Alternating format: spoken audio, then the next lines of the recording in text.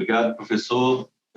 Agradeço em nome do senhor toda a equipe da organização pelo convite, também os outros palestrantes e o pessoal que nos assiste. Obrigado por reservar um tempo para vir hoje aqui e discutir um pouco de gerenciamento de projeto, né? Deixa eu dar meu play aqui, senão me perco no tempo. Então, o tema que eu vou abordar hoje aqui é sobre complexidade em projetos, né? Onde que ela se manifesta, o que causa e como gerenciar essa complexidade, né? Usando aí o estudo de casos dos projetos estratégicos do Exército, tá? Ao longo da palestra aqui, eu vou deixar vários QR Code de artigos que foram produzidos nesse projeto de pesquisa, que depois quem quiser pode lá baixar ou pode acessar o site também, a gente deixa toda a produção lá para justamente, nosso objetivo aqui é transferir, né, conhecimento da academia para a prática, fazer essa ponte. Então, deixa eu avançar aqui. Então, o que é a agenda que eu coloquei aqui? Primeiro, apresentar um pouco do contexto nessa defesa, não é um assunto muito comum, né? Vou apresentar aqui a metodologia de como nós chegamos a esses resultados, né? E aí discutir propriamente dito o principal, que é onde, o que e como essa complexidade é gerenciada, né? E com a conclusão rapidinho. Então, o contexto de defesa é o seguinte, alguns anos atrás, o Brasil decidiu dar um investimento em defesa, não só em defesa, mas também ali tem o SGDC, né, que tem a interface aí com a agência espacial, essa parte da indústria do complexo, né, de defesa e aeroespacial. Então, são diversos projetos muito complexos. Na época, eu trabalhava em um deles e eu sentia uma certa dificuldade, né, por mais que tinha ali a experiência em projetos, tinha alguma coisa que a gente não conseguia gerenciar. E daí isso me motivou um pouco a entender melhor essa parte de complexidade, tá? Sobre esse contexto aqui, tem um artigo sobre política e outro sobre economia de defesa, que eu estou deixando aqui, quem quiser depois ler, tá? E que meio que dá o contexto todo. Mas esse contexto, o que ele levanta de pergunta para nós é, primeiro, o que é complexidade, né? O que causa essa complexidade, né? Onde que ela se manifesta no projeto, onde que eu vou observar isso, né? O que eu preciso para gerenciar, o que eu preciso ter para gerenciar um projeto desse tipo, e o que fazer para gerenciar essa complexidade. Então, são meio perguntas que eu vou tentar responder ao longo da nossa conversa aqui. Então, quanto à metodologia, como é que a gente chegou a esse resultado? Eu vou resumir bem aqui, né? A gente começou com uma análise bibliométrica sobre os últimos 50 anos de pesquisa em complexidade de projetos, e nessa análise a gente revelou aqui que tinham 4 grandes assuntos ali. Naturalmente, o que é complexidade, a complexidade em projetos, mas também uma outra conversa sobre capacidades e sobre competências, sobre performance também, e algumas preocupações pontuais sobre agendamento, o problema de recursos limitados, né? Então, a gente conseguiu identificar essas áreas, né? Um artigo foi publicado, virou o ano aí como um dos mais citados lá no Project Management Journal. Então, quem tiver curiosidade, tem aí o link, tem também no nosso site para baixar. E dentro desses temas, o que a gente utilizou dentro do projeto, do nosso projeto de pesquisa foi, vamos falar então da parte de complexidade, vamos falar um pouco da parte de competência, né? A gente focou nessas questões. Então, feita essa análise bibliométrica, a gente passou para uma revisão sistemática, desses dois lados, usando essas keywords que estão aqui, né? Chegamos a esses artigos aqui. Então, teve uma parte de busca, depois uma avaliação de qualidade, né? Depois sintetizando todas essas informações ali, fazendo a codificação, e no final analisando, né, verificando se chegamos na saturação, a consistência dos códigos gerados, para poder criar um framework que eu vou apresentar logo à frente, tá?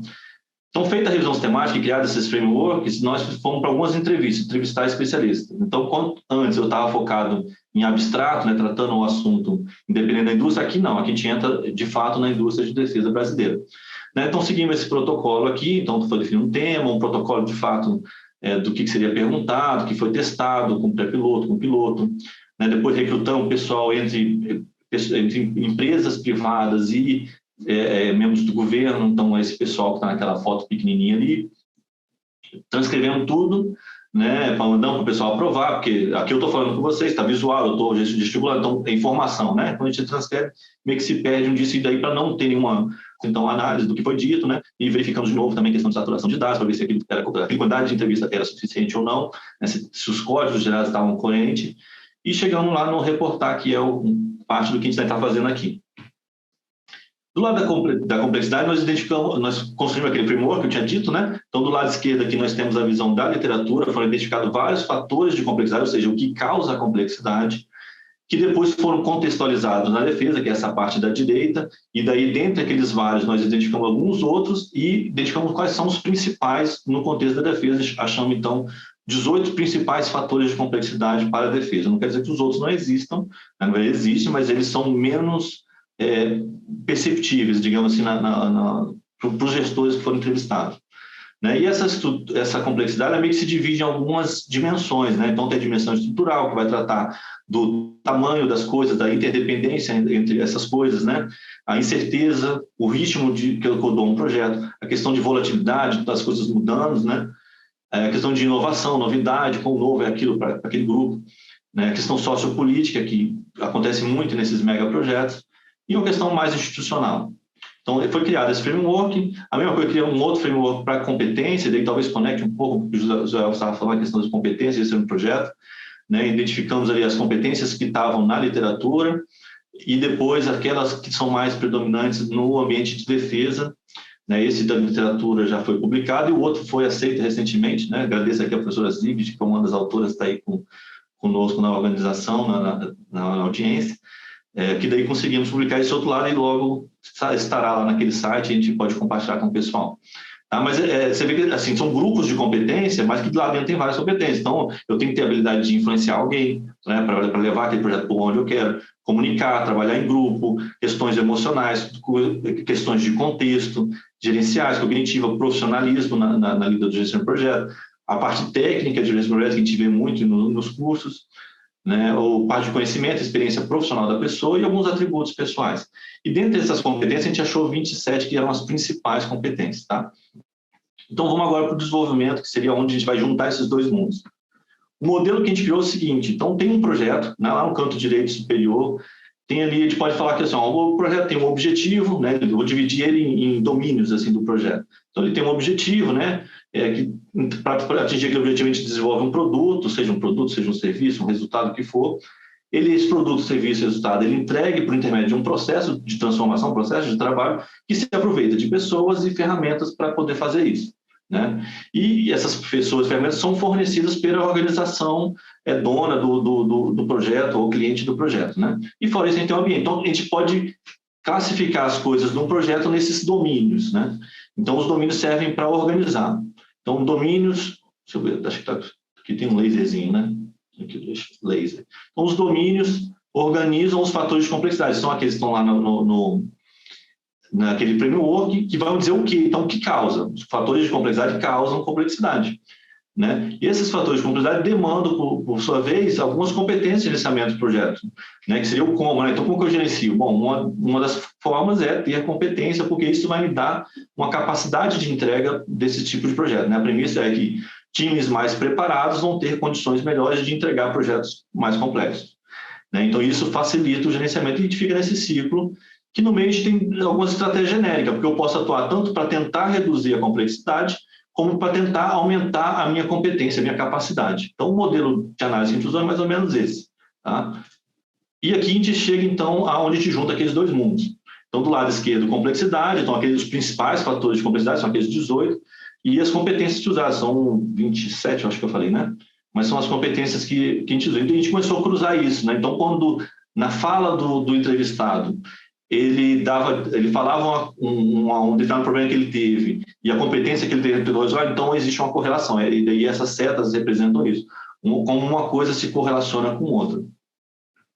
Quebrando por domínios, então, por exemplo, no domínio do objetivo, que tipo de problema que a gente enfrenta ali? Então, problemas de alinhamento de visão e expectativa, né? Número de stakeholders muito grande, projetos desse porte envolvem muitos stakeholders, muita parte interessada, né?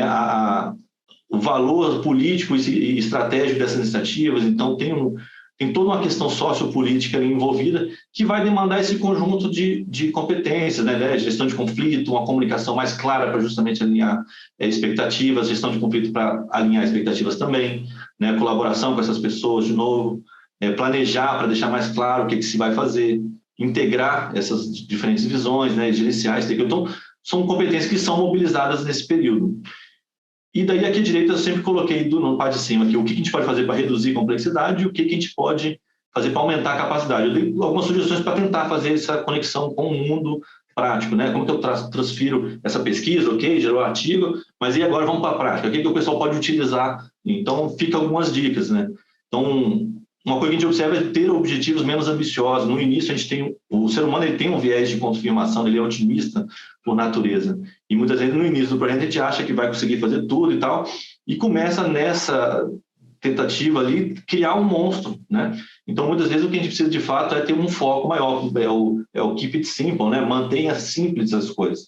Depois, ao longo do tempo, pode até ter outros projetos que vão complementar aquela ideia grandiosa que teve no início, mas tenta, dentro do possível, fazer algo mais simples. Né? Fazer também desenvolvimento incremental, ou seja, dividir para conquistar, né? Então, quebrar aquela ideia grande em partes menores, mais gerenciáveis, que podem ser entregues e testadas, essas várias premissas que a gente tem, né, que são grandes suposições, ser testada e daí, de fato, verificar se aquele é o caminho certo. Tomar muito cuidado com o que a gente fala ele é muito grande, um projeto muito grande para falhar, né? Então, existe uma certa engenharia política, né, que é o que fala de strategic misrepresentation, então é uma deformação na representação. A grosso modo, isso é uma mentira, de fato, né? Eu minto, eu pego os benefícios, aumento os benefícios, diminuo os riscos, e daí gera aquela imagem bonitinha para ter meu projeto aceito e começar. Mas depois os problemas vão surgir ao longo do projeto. Então, isso é uma coisa que tem que se tomar, uma forma de reduzir isso, né? Ter atenção a esse tipo de coisa. Quanto a aumentar a capacidade, vão ter sempre duas estratégias meio que genéricas que, eu não sei se eu acho que eu passo, tá em cima tem uma barra, mas dá para continuar aqui, vamos lá. Então, desenvolver competências, né? Mobilizar competências, porque nem sempre eu vou desenvolver, às vezes eu tenho que contratar, trazer alguém da reserva, no nosso caso do Exército, né? Mas também possuir um patrocinador forte, né? Justamente porque tem essa parte política, essa parte externa, então possuir dentro e fora da organização muitas vezes.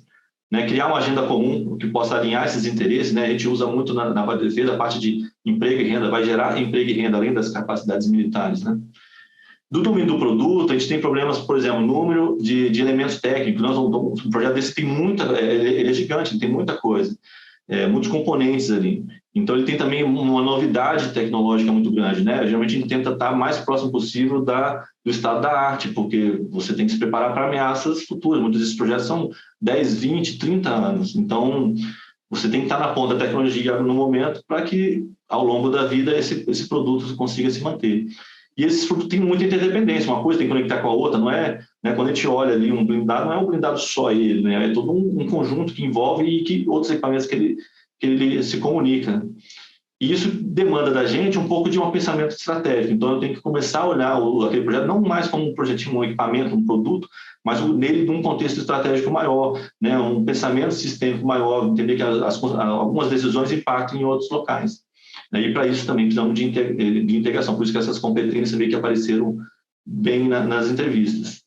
Né? Para reduzir a complexidade, muitas vezes a gente tenta criar equipamentos que tem que fazer tudo, tem que operar em todos os ambientes operacionais, e ele tem que ser um canivete suíço, e às vezes não dá, você realmente vai ter que optar por versões diferentes, por versões mais simplificadas, porque se você tentar fazer tudo, muitas vezes você não vai conseguir fazer nada direito. Então, muitas vezes a gente tem que reduzir, por exemplo, produtos mais focados para situações, cenários mais específicos. Né? A gente muitas vezes também tem que terceirizar isso, né? Fazer o outsourcing ali, porque são produtos muito tecnológicos e eu não tenho todas essas competências dentro da minha organização. Então, eu tenho que terceirizar, tenho que trazer um contratado, né? Trazer a academia, é o que a gente fala geralmente da tríplice hélice, né? Governo, indústria e academia trabalhando juntas.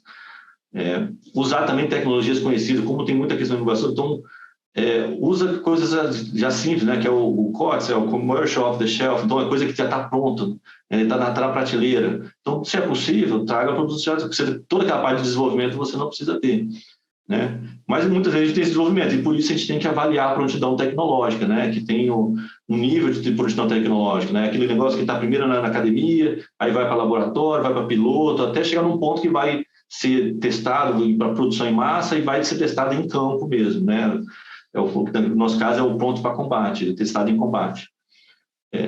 Esse do lado da complexidade. Do lado da competência, a gente tem, além do desenvolver e de mobilizar, né, a questão de algumas ferramentas, porque aqui entra num aspecto mais técnico, mais de engenharia. Então, tem engenharia de sistema, que pode ajudar a engenharia de requisito, engenharia de comunicação, matrizes de interdependência entre requisito, que é DCM, software específico, gêmeo digital, que é onde você pega aquele produto, cria um gêmeo digital dele, você testa todo ele digital antes de produzir físico, né? Realidade virtual. Então, essas são tudo ferramentas que podem ajudar a elevar a capacidade de gerenciar esses diversos desafios que tem. Do domínio do processo, ou seja, do processo criar esse produto, a gente vê que o escopo é muito grande, eles são mega projetos, são projetos grandes em termos de tamanho e variedade, e existe uma interdependência muito grande desses elementos. Então, uma coisa tem que ser entregue para que outra seja entregue, ou tem que aguardar para que daí conseguir produzir uma outra coisa. Então, existe essa questão, né? Então, de novo, existe essa parte do pensamento sistêmico, de capacidade de integrar e de gerenciar muito bem os requisitos de configuração desse produto, desse projeto. Tá? Para reduzir a complexidade, a sugestão que a gente dá é desenvolver de forma incremental. Então, focar em uma determinada região, ou uma organização, um sistema, né? Mas focar em determinada para que aquele produto seja completo e seja entregue, né? Novamente, aqui tem como sugestão aqui a parte de outsourcing, ou seja, contratar muitas vezes um integrador de sistema, empresas que são especialistas na integração de sistema, por exemplo, é o caso da Embraer. Por acaso, ela produz o avião, mas, na verdade, a especialidade dela é integrar sistemas complexos. Inclusive, ela trabalha na defesa, ela é contratada em um dos projetos novos, porque a competência dela é a integração de sistemas. Por acaso, o sistema é um avião, né? Mas poderia ser outro. Então, muitas vezes tem que ser especializado para justamente conseguir administrar um projeto desse porte. No ponto de vista do aumento das capacidades de entrega, investir de fato em ferramentas profissionais, né? Esse conjunto de atividades, a gente está falando de milhares de atividades, não tem como gerenciar isso no Excel, no PowerPoint, na agenda. Então, você vai precisar de ferramentas profissionais para profissionais. Então, é uma forma de facilitar o trabalho em equipe e o dia a dia se torne mais fácil. No domínio das pessoas, a gente tem um problema particular muito grande dentro das Forças Armadas, que é a parte do turnover, tem um alto turnover. O pessoal ele é movimentado para diferentes partes do país, né? E isso exige da gente uma capacidade de aprendizagem muito grande e de gestão do conhecimento, né? Então, como estratégia para reduzir esse turnover, tem a questão de contratar reservistas, porque eles já não são movimentados mais, ou civis em empresas que daí estão focadas naquele assunto ali, né? naquele projeto. Mas também tem por parte do PMO, daí já é fora da equipe do projeto, negociar uma melhor política de recurso humano, né? Que a gente possa alocar recursos sabendo que aquele recurso vai ficar por um bom tempo, né? Criar uma espécie de plano de carreira que a pessoa possa ficar ali um bom tempo, né? Justamente para diminuir essa rotatividade e o conhecimento que se perde com isso. Principalmente na indústria também, na indústria tem esse muito problema, né? Acho que a agência espacial deve ter o mesmo problema, a gente não encontra um engenheiro para esses sistemas complexos da noite para o dia. Se ele for embora, eu vou demorar para achar um outro. Então, é muito importante ter essa noção da carreira, senão um fluxo. Desenvolver então, a competência, e daí entra em papel, nesse caso específico, o papel de programas de mentoria, de aprendizado, né, para que essas pessoas que estão chegando peguem o ritmo mais rápido, né, mas também a parte de gestão do conhecimento. Então, tem uma interface boa com a universidade, por exemplo, a gente tem com o grupo de pesquisa, com a UNB, a parte de aulas, workshop, porque é justamente para treinar esse pessoal que está chegando, mas também tem internamente lições aprendidas, né, comunidade de prática, sistemas de gestão de conhecimento, para que esse conhecimento fique retido e possa ser transferido para esse outro pessoal rapidamente. Doutor Leandro, 5 minutos para terminar. Ok, obrigado, professor.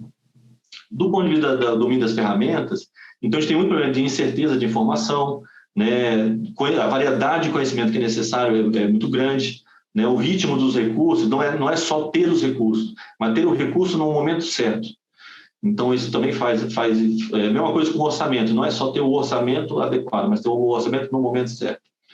Então, isso demanda da gente a questão de gestão de conflito, porque vão acontecer conflitos, né, ao longo do caminho, né, principalmente por falta de informação, né, a questão de planejar para justamente explicitar essas informações, a parte de gestão de aquisições é muito forte em produtos de defesa, porque você tem que ter, são contratos complexos, né, e a forma que a gente vê de possíveis para reduzir essa complexidade é utilizar soluções de tecnologia já conhecidas. Se existe muita certeza, então talvez essa tecnologia não está pronta e você tem que focar em tecnologias já prontas, em soluções já prontas, né? Utilizar também frameworks para compreender a incerteza do projeto, né? Tem esse framework que a gente colocou de complexidade, mas existem vários outros frameworks que fazem a equipe pensar e daí levantar eventuais riscos ou coisas que poderiam afetar o projeto. Né? Incentivar a comunicação, e no caso da defesa, a gente tem um estilo de comunicação mais comando e controle, né? Uma ordem, né? enquanto no projeto a gente precisa de uma comunicação mais aberta, onde aquele subordinado possa dar uma sugestão. Então, precisa se balancear esses dois tipos de comunicação. Existe um momento para comunicação, comando e controle, mas também tem um momento para comunicação aberta, né, onde aquele superior muitas vezes vai receber uma orientação, uma sugestão de um subordinado. Então, reduzir o número de fornecedores, e para isso, geralmente, a gente faz a contratação de prime contractors ali, ou integradores de sistemas, empresas que meio que gerenciam toda a cadeia logística para baixo, e daí a interface acaba sendo uma interface com esse contratado, né? Para aumentar a capacidade, além daquelas estratégias comuns, mas a gente tem que planejar muitos cenários, então não é esperar a coisa acontecer, de fato a gente tem que planejar cenários e para que quando ocorra, se ocorrer, né, a gente saiba o que fazer e novamente capturar conhecimento e tal, porque se tem um problema de informação contra a ferramenta, aí sim a gestão do conhecimento passa a ser muito importante, vai ser uma ferramenta que amplia a minha capacidade de entrega de projeto. E agora o domínio da comunicação. Olha como ele demanda, né? Enquanto os outros tinham poucas linhas, esse aqui demanda demais. E os problemas nele, assim, os fatores, estão focados na adequação dos processos gerenciais, né? E adequação dos processos comerciais, que é a parte de licitações e tal, que não é aquela licitação de Lei 866, né? Geralmente a gente está fazendo contratações internacionais.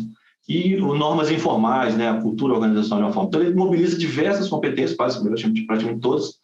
E muito do papel que pode ser feito aqui é o papel do escritório de projeto para revisar, simplificar, automatizar o processo para tornar aquele processo que não é adequado, mais adequado para o contexto de um projeto de defesa, né?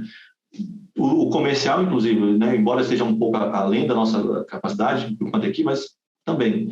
E aqui, dentre as duas competências, eu vou destacar aqui, então, a parte de mobilização, contratar reservistas também, esse pessoal que aposenta e pode voltar, porque eles já sabem navegar esse ambiente. Então, ajuda nesse sentido. Tem outros problemas, que traz um modelo mental mais antigo, né? Soluções do passado não necessariamente são soluções para agora, mas isso é facilmente treinado, essas pessoas, para esse novo cenário, mas ela traz essa expertise que é importante. E o domínio do ambiente, ou seja, fora já do nosso projeto, e tem a questão das mudanças no ambiente, mudam, né? A economia mudou, política mudou, né? O ambiente regulatório também tem bastante lobby, bastante influência política, né? Vai exigir da gente negociação, gestão de conflito, né? Capacidade de ouvir para entender qual que é o problema, gerenciamento de aquisições, né? Nesse caso, esses ambientes regulatórios tentam influenciar muito a parte de licitação de compra, né? E é uma estratégia de longo prazo, não é uma estratégia de equipe, mas envolve ali o escritório de projetos, o Ministério da Defesa, a indústria, o complexo industrial, né? O Congresso trabalhando para criar uma solução de aquisição, um complexo, um ambiente regulatório melhor para projetos de defesa, né?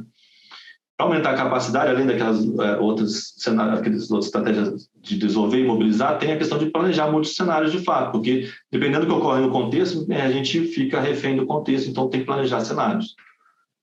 E para concluir, eu deixo aqui 6 pontos, né, de reflexão. Primeiro, sistemas complexos, eles são sensíveis às condições iniciais, é uma característica de sistema complexo. Então, muitos desses fatores que a gente colocou são fatores que a gente escolhe que seja aquilo. Então, muita coisa está na nossa mão mudar.